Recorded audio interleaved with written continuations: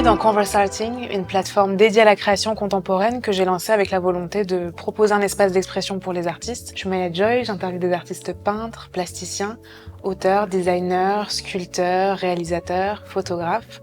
Aujourd'hui, on se retrouve à la galerie Au Roi avec Dana. Merci beaucoup d'avoir accepté mon invitation. Merci Maya, bonjour.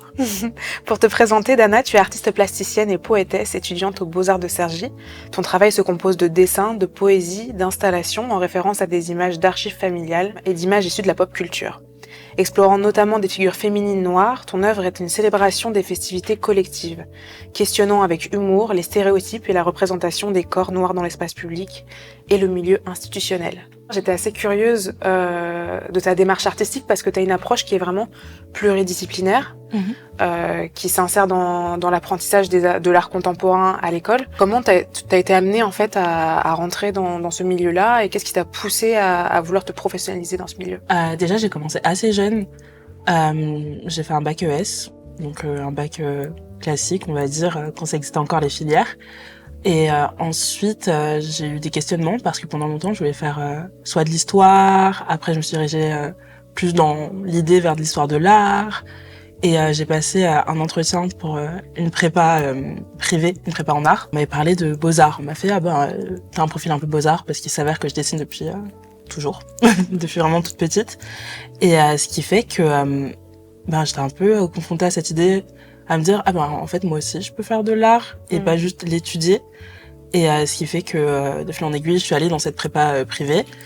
Et j'ai passé les concours pour les Beaux-Arts en 2020, ce qui fait que j'ai énormément bossé, ce qui fait que j'ai eu pas mal d'écoles, j'ai eu le choix entre Paris, les Beaux-Arts de Paris, les Beaux-Arts de Cergy et d'autres écoles. Et il s'avère que j'ai choisi les Beaux-Arts de Cergy parce que c'est une pédagogie qui m'allait le plus.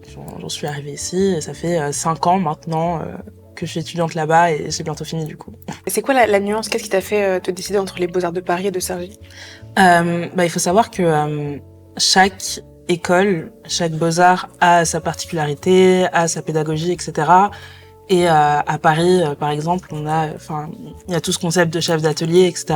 Pour moi, c'est pas un concept qui est soit erroné, soit mauvais ou quoi, mais c'est vraiment juste quand j'ai passé le concours à 19 ans, je me voyais pas être dans une école pareille, qui est vachement intimidante, qui est dans une rue, dans la rue Bonaparte, etc. Cergy, c'était une école qui se disait très politique, et que j'avais des ambitions très politiques aussi à l'époque. J'étais assez militante quand même. Enfin, même dans mon travail plastique, je faisais beaucoup de représentations, de manifestations, etc. Ce qui fait que lorsque je suis arrivée à Cergy, je me suis dit c'est un peu un environnement qui était plus adapté, et sachant qu'on a beaucoup d'autonomie aussi. Tu développes dans ton imagerie les thématiques familiales et en même temps les questions de représentation, notamment féminine. Comment ce sujet est apparu un élément central de ta pratique? Alors, ça a été ça a été un parcours un peu, dans le sens où, comme je te disais, je faisais des peintures de manifestations, etc. à l'époque. Quand je peignais les manifestations en 2019-2020, lorsque j'ai passé les concours, j'avais fini de peindre un peu cette série sur les manifestations et il est arrivé l'affaire George Floyd. Donc pour moi c'était beaucoup de violence, de se plonger dans ces environnements-ci, sachant que lorsque je peignais ces manifestations à l'époque, c'était un peu dans un moment de creux, c'était le Covid, on n'avait pas le droit de sortir,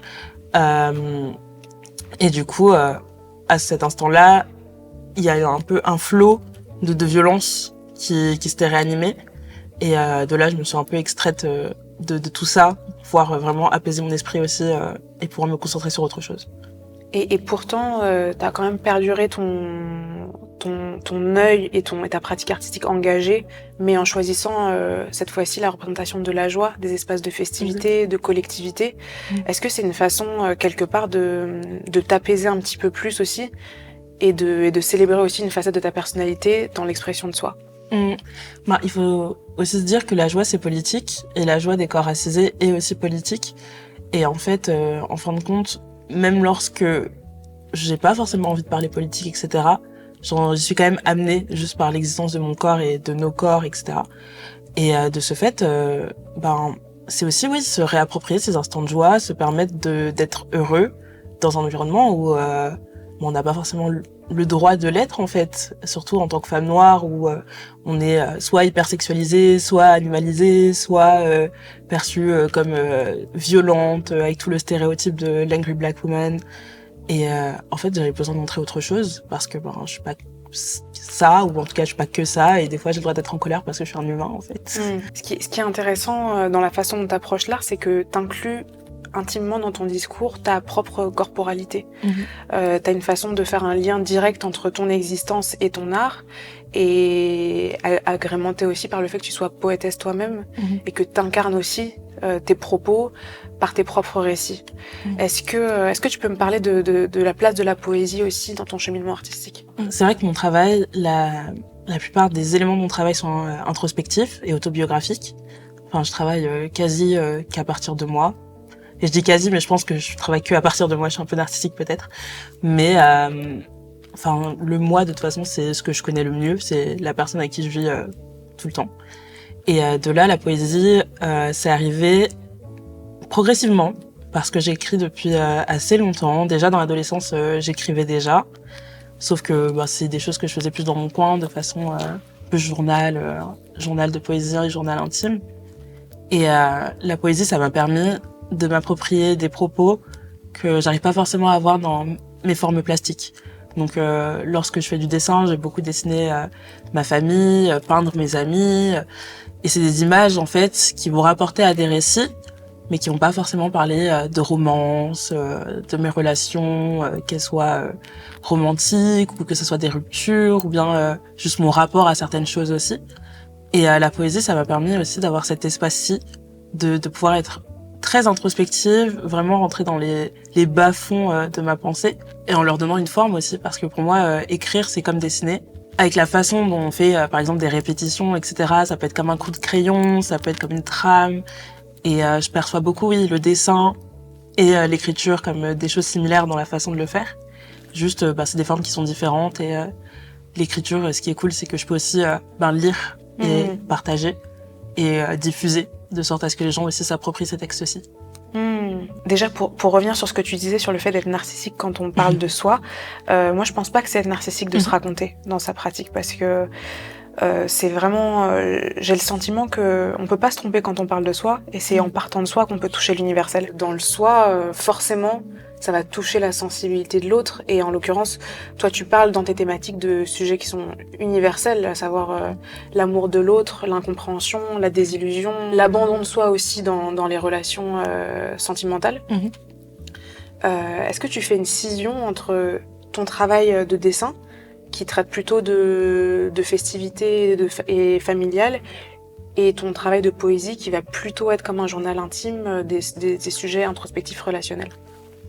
Et pendant longtemps, ça a été le cas, dans le sens où mon travail d'écriture, il était assez mis de côté par rapport à mon travail plastique. Et de plus en plus, j'essaye d'intégrer du texte dans des dessins. Ou bien, là, en ce moment, je suis en train de faire des pièces d'installation qui vont être très liées à la romance, à l'amour, etc.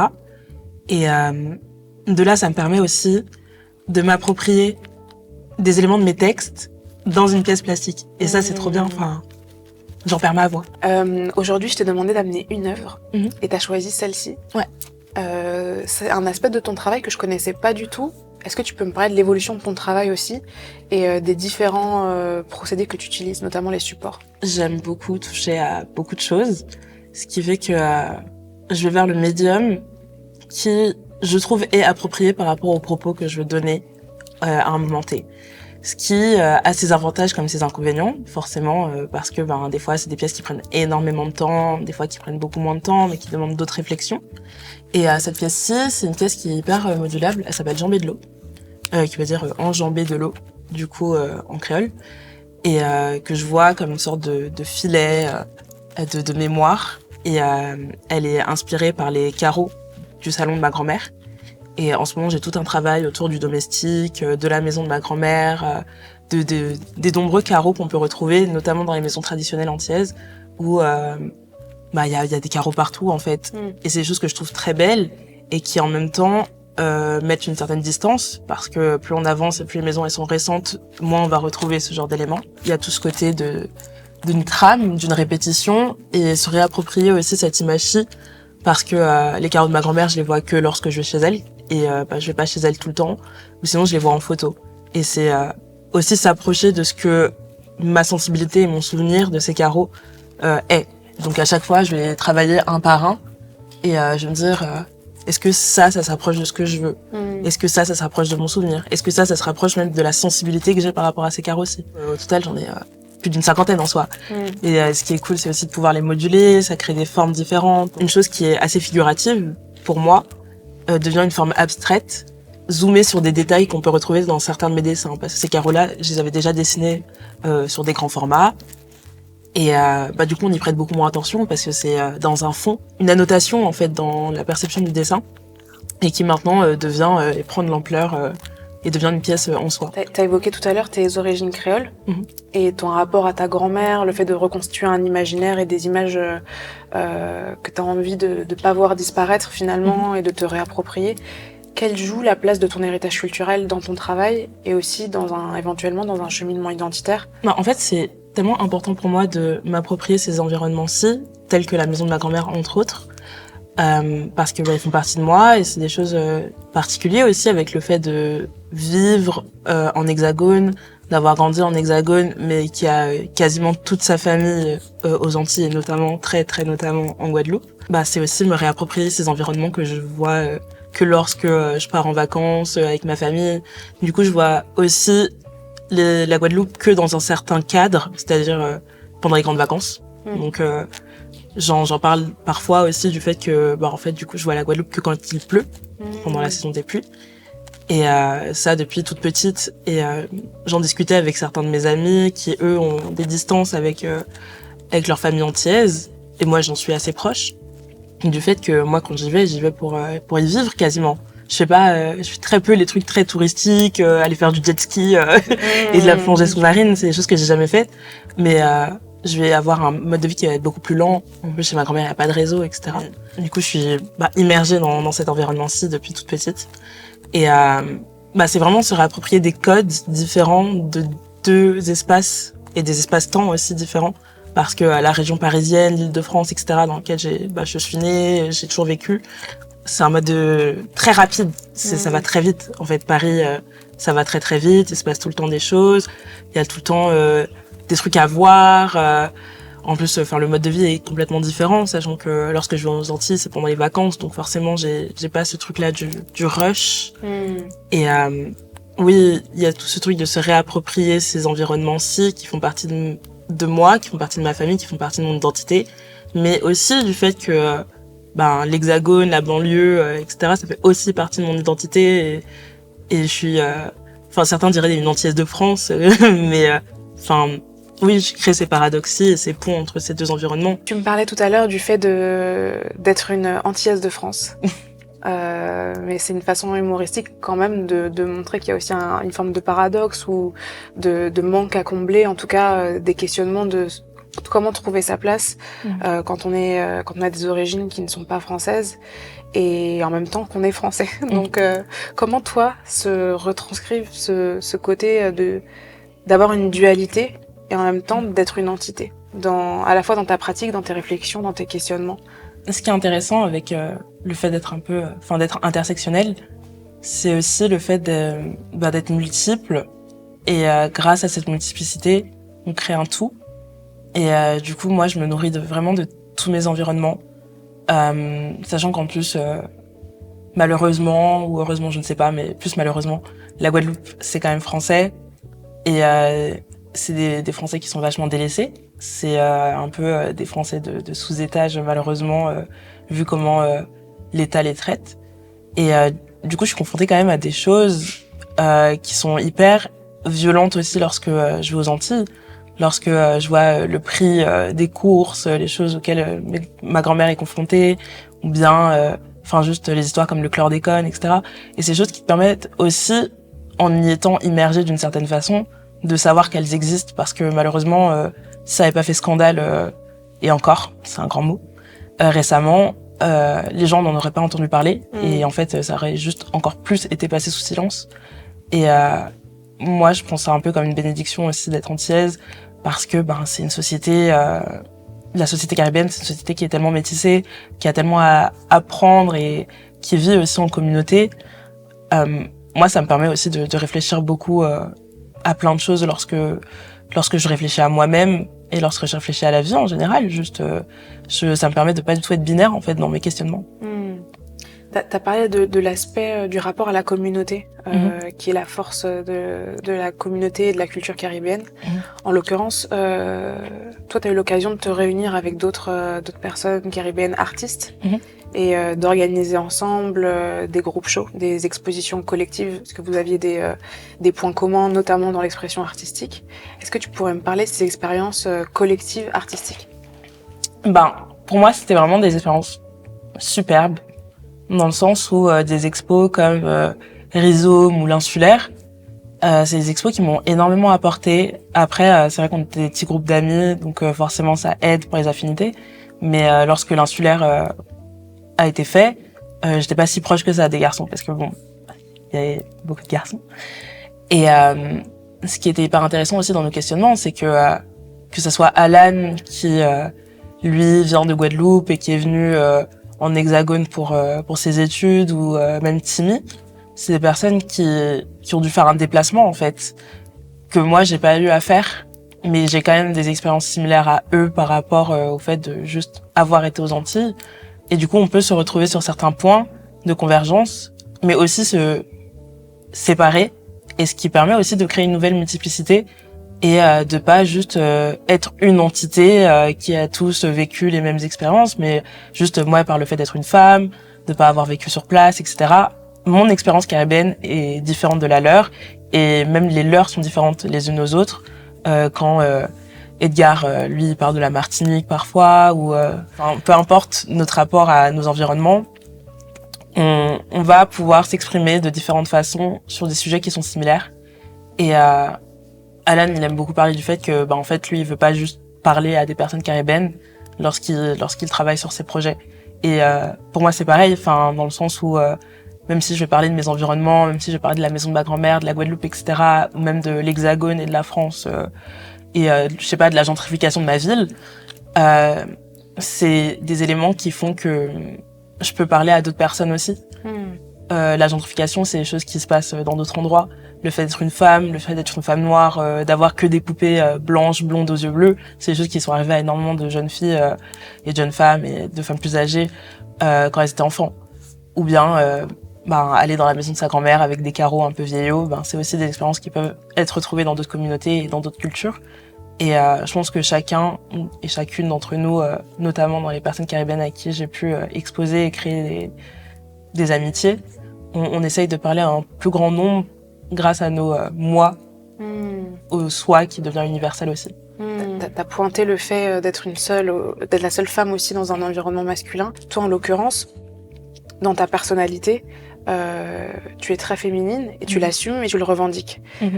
Pourquoi c'est important pour toi d'avoir cet enjeu de représentation ? Personnellement, j'ai limite besoin d'affirmer une surféminité quasiment, parce que dans la société patriarcale, être une femme, mais vraiment s'affirmer en tant que femme et en ayant tous les trucs de femme, c'est péjoratif. Une femme trop féminine, c'est péjoratif en soi. Quand on fait des trucs de filles, c'est forcément péjoratif.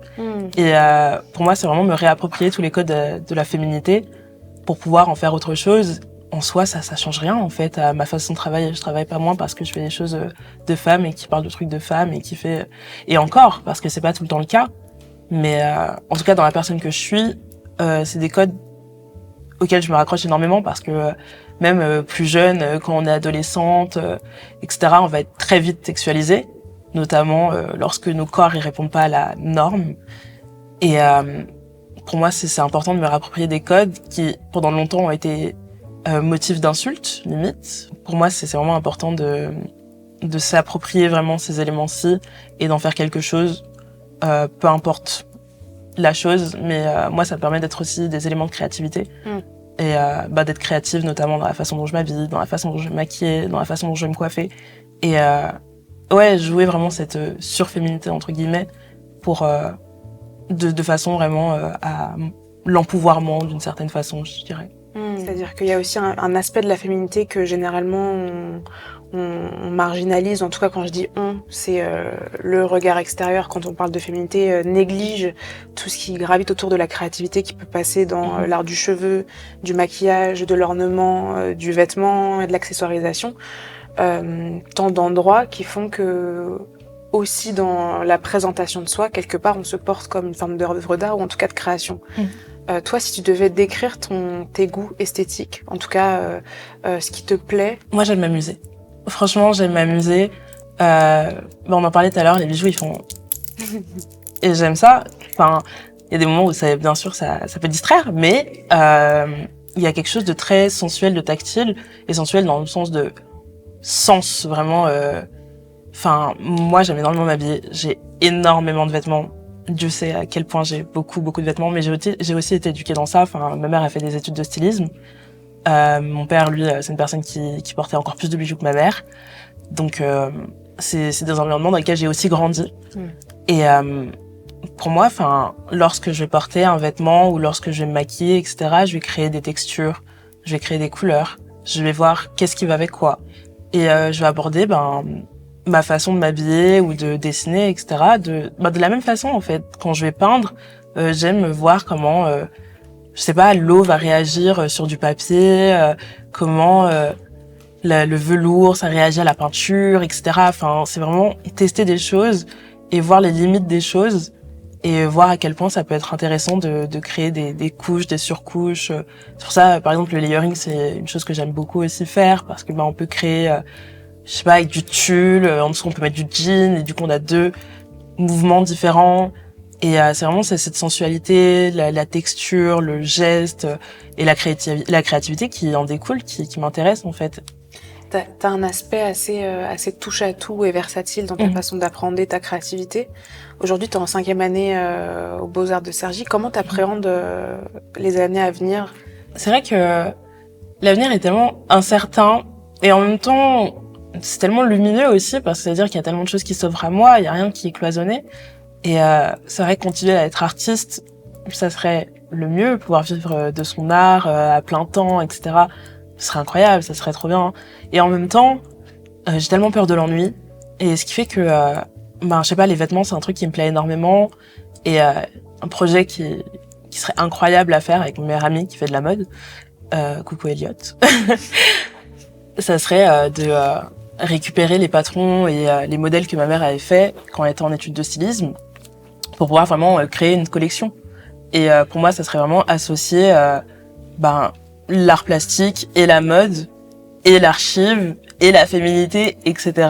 dans un ensemble. Continuer aussi de transmettre des choses parce que pour moi, c'est super important aussi la transmission. Je pense que dans tout ce que je fais, transmettre que ça soit mon histoire ou juste du savoir ou en tout cas le peu que je sais à des gens et si ça peut leur apporter. J'ai eu l'occasion de faire des ateliers avec des enfants et des enfants qui étaient intéressés par le fait de faire de l'art. Je trouve que c'est hyper édifiant aussi de pouvoir transmettre, etc. Donc ça, c'est des choses que j'aimerais bien continuer de socialiser, de rencontrer des personnes, de montrer de l'art, de faire de l'art, de m'amuser en faisant de l'art et de pas être robotique aussi dans ma façon de le faire parce que ça serait vraiment, je pense, le pire pour moi d'être confrontée au fait de faire les choses mécaniquement. J'ai une façon de dessiner ou de peindre, je pense, qui m'est très propre. Et des fois, ça me fait même peur d'avoir une patte un peu trop prononcée. Et c'est aussi pour ça, je pense que pendant quasiment 2 ans, j'ai arrêté de dessiner. Parce que je m'étais lancée dans une production, dans une grosse production à un moment. Et c'était très bien aussi d'avoir cet instant de grosse prod. Mais après, j'ai peur d'être écœurée. Du coup, je perçois le dessin un peu comme une relation. Parfois, il faut savoir se manquer pour pouvoir y retourner.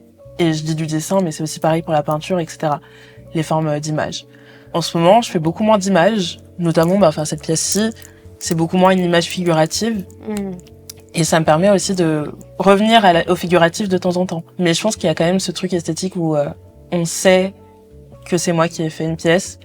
Et je pense que c'est hyper palpable et que il y a toujours des autoportraits en noir et blanc, donc on va il y a déjà ce truc-là qui va revenir, le pastel gras qui est un matériau que j'aime beaucoup utiliser, l'acrylique, la peinture acrylique que je vais beaucoup diluer. En fait, il y a plein d'éléments comme ça qu'on va retrouver et que je pense vont être hyper visibles dans ce que je fais. Des fois, même dans des pièces un peu plus abstraites comme j'en mets de l'eau, on va retrouver des éléments de ces pièces plus figuratives. Et du coup, quand même, pouvoir faire des liens entre ce que je fais. Et je trouve ça intéressant aussi de pouvoir se dire, ça, c'est Dana qui l'a fait. Et aussi prendre du recul et se dire, ah, je suis pas sûre que ce soit elle qui l'ait fait. Pour continuer à être versatile dans mes façons de travailler, quoi. T'as parlé de l'aspect de la transmission. Pourquoi c'est important pour toi d'avoir ce rapport avec le public ou en tout cas des personnes qui sont pas nécessairement sensibles à l'art? Surtout lorsqu'il s'agit des enfants. Pour moi, c'est un peu mon public préféré. Lorsque je fais une pièce, c'est important qu'ils puissent interagir avec. Peu importe la façon dont ils interagissent avec, peu importe les projections qu'ils y font, peu importe ce qu'ils comprennent, dès qu'ils arrivent à avoir une sensibilité face à quelque chose et à pouvoir dire « Ah bah ça me fait penser à ça, ceci ça me fait penser à cela ».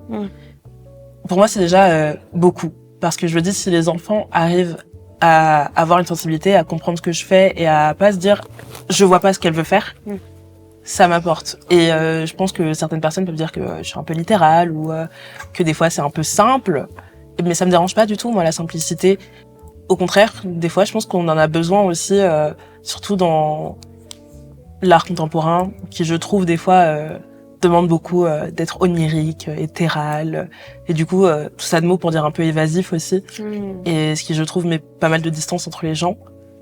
Et c'est pas ce que je cherche. Moi, je veux pas mettre de la distance avec les gens et au contraire, je cherche à assembler aussi. Si je fais un travail introspectif, c'est aussi pour pouvoir créer une universalité. Et je pense que dans beaucoup de mes expériences, on peut s'y retrouver. Et notamment lorsque je fais des dessins d'enfance, etc. où je me dis, ce public-ci, qui est les enfants, va s'y retrouver. Mais aussi les adultes, parce qu'en fait, on a tous été enfants à un moment. Et si les jeunes, ils y arrivent... pourquoi pas les autres, en fait. Au-delà de ton expérience personnelle, il y a aussi, je pense, des marqueurs qui sont culturels. En l'occurrence, toi, tu fais beaucoup de références à la pop culture dans ton travail. Oui. Est-ce que tu aurais des références de pop culture qui t'ont marqué et qui perdurent aujourd'hui? Enfin, je suis une enfant des années 2000, donc forcément, les clips à la télé, etc., forcément, ça joue. Donc, que ce soit une Rihanna qui, à 17 ans, elle faisait des pannes de replay. En plus, Rihanna, elle est caribéenne aussi, donc moi, je me suis beaucoup reconnue en elle très jeune. Après, j'ai beaucoup grandi dans un environnement musical. Donc, les CD gravés Raga 2006, etc.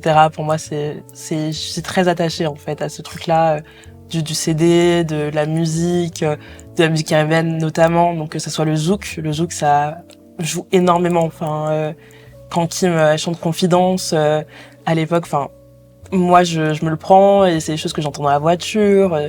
J'écoute Tropic FM en voiture et c'est des choses qui nourrissent énormément mon travail. Donc le zouk, le dancehall, le reggae, le raga. Et le dancehall, il y a beaucoup de titres de mes pièces, notamment des soirées entre copines qui vont s'appeler, Back It Up Gal, des choses comme ça, parce que ça évolue aussi avec moi. Après, avec le temps en vieillissant, il y a plus le chata, le bouillon, etc., qui aussi ont fait partie de mes points d'ancrage dans ma façon de travailler. Après, sur la table, il y a les nombrils, on en parlait tout à l'heure. Les nombrils, c'est une BD qui m'a beaucoup accompagnée. C'est des bullies au début, c'est des petites meufs qui sont hyper féminines, qui sont très sexualisées. C'est des personnages principales d'une histoire dans lesquelles elles auraient été des personnages secondaires. Les Toy Spies, Mandy, la petite Taspé là, elle est personnage secondaire. C'est une bully qui va être méchante, mais on sait pas son background, on sait pas ce qu'elle est, on sait pas d'où elle vient, alors que les nombrils, ça serait un peu Mandy si elle avait sa propre histoire, quoi. Dans un parallèle, dans la BD, il y avait Lou aussi. Et Lou, au contraire, qui va être un peu plus chill, qui va être plus une petite histoire de petite meuf, beaucoup plus dans le quotidien, etc. Et en fait, moi, j'ai beaucoup grandi avec la télé, les BD, j'ai beaucoup lu aussi, donc... quand j'étais ado, c'était des livres de John Green, quoi. Comme beaucoup d'entre nous, je crois. Et du coup, tout ce qui est romance, etc., ça aussi, je pense que ça vient beaucoup de là. Les films d'animation, les mangas. L'un des premiers mangas que j'ai regardé, c'était Love Hina, qui est un harem. Et c'était l'un des gros harems de l'époque. Il y avait foot basket aussi. Enfin, j'ai beaucoup grandi avec ces éléments visuels et très attachée aussi aux romances aussi en y réfléchissant. Aujourd'hui, quels sont tes rêves et comment tu te projettes à l'avenir en tant que femme, en tant qu'artiste, en tant que citoyenne du monde? J'espère faire au mieux pour pouvoir faire le bien autour de moi. Et ça peut sonner un peu bateau peut-être, mais c'est tellement important pour moi de diffuser le bien, ou en tout cas le mieux, dans le sens où si je peux apporter quelque chose à quelqu'un, bah, je vais essayer de le faire. Si je peux aider dans ma pratique, je prétends pas avoir une pratique qui permet de changer une vie, mais en tout cas juste de se sentir représentée, ça fait du bien aussi. Lorsque je sais pas, à la télé, on voyait Moesha ou je sais pas, des Noirs dans Ma famille d'abord. Ça faisait aussi du bien de se dire que ces personnes-là existent. La représentation, c'est hyper important. Et pas juste sur une représentation de surface, mais aussi aider à se sentir écouté. Notamment, je sais pas, moi, sur les réseaux sociaux, j'aime énormément converser avec les gens, je raconte ma vie, etc. Enfin, je raconte ce que je veux. Instagram, c'est un peu le LinkedIn des artistes, quoi. On doit avoir une belle vitrine, de belles photos de nos œuvres, etc. Lorsque dans les stories de temps en temps on va montrer un petit concert, pourquoi pas, mais jamais plus. Et en fait pour moi je sais pas, les réseaux sociaux c'est des réseaux sociaux littéralement, et juste pouvoir propager des choses, pouvoir converser avec les gens et pouvoir aider à mon échelle, voilà, c'est un peu comme ça que je me vois encore dans le futur, pouvoir faire au mieux avec les moyens que j'ai. Et avoir plus de moyens aussi, j'espère avoir plus d'argent, parce que la précarité, ça va 2 minutes aussi. Franchement, flemme. On n'est pas là pour souffrir. Donc, dans le futur, ouais, j'aimerais beaucoup pouvoir juste participer davantage à des communautés, que ça soit aider des communautés de femmes ou des communautés de personnes qui sortent des carcans de l'hétéronormativité, pouvoir aider ma communauté antillaise et d'autres communautés aussi. Récemment, il y a une personne incroyable qui s'appelle Loulma qui avait fait une vente aux enchères pour une famille palestinienne, et juste pouvoir participer à ça et donner une œuvre, pour moi c'est tellement gratifiant. C'est tellement peu à une certaine échelle, et ça peut aider une famille d'une certaine façon à une certaine échelle aussi. Juste pouvoir continuer de contribuer au bien, en tout cas au mieux, dans ce monde qui est un peu compliqué, quoi. Niro dit: la pudeur m'empêchera pas de raconter nos lives. Moi je dis: je vais continuer à la raconter jusqu'à ce que tous mes souvenirs se mettent en place et qu'on arrête de m'enlever mon identité sous couvert de la légende qui dit que je suis une femme noire et forte, qui ne doit pas craquer. Pas besoin de ce trophée-là. Donnez-moi l'autre. Celui qui me félicitera d'avoir réussi à tout cracher sur papier sans avoir gardé une miette à l'intérieur. On va y arriver.